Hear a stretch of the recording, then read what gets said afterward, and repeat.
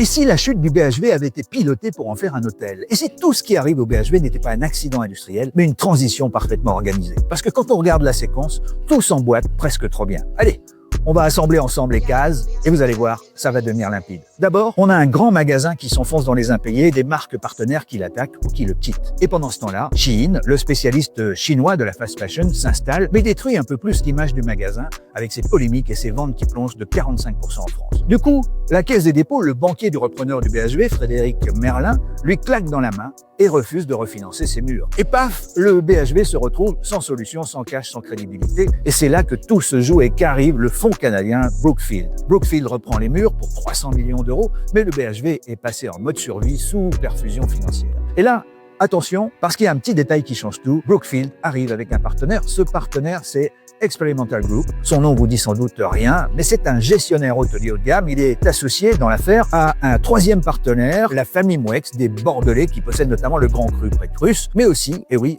des hôtels. Les Canadiens ont aussi sondé la mairie de Paris pour comprendre les subtilités du dépôt du permis de construire hôtelier dans le BHV, ce qui est en principe impossible. Officiellement donc, rien n'est encore fait. Officieusement, tout le monde de l'hôtellerie sait que les 2 derniers étages du BHV sont destinés à recevoir un 5 étoiles avec d'énormes terrasses qui donneront sur l'hôtel de ville et sur une bonne partie de Paris. Alors la question c'est, et si l'échec de l'aventure Merlin n'était pas un échec mais une étape? Car plus les comptes sont plombés, plus le BHV s'enfonce, plus le changement d'usage devient inévitable. Ce sera la faute de personne et au final, Paris aura perdu un grand magasin, un symbole national, mais il aura gagné un hôtel de luxe supplémentaire.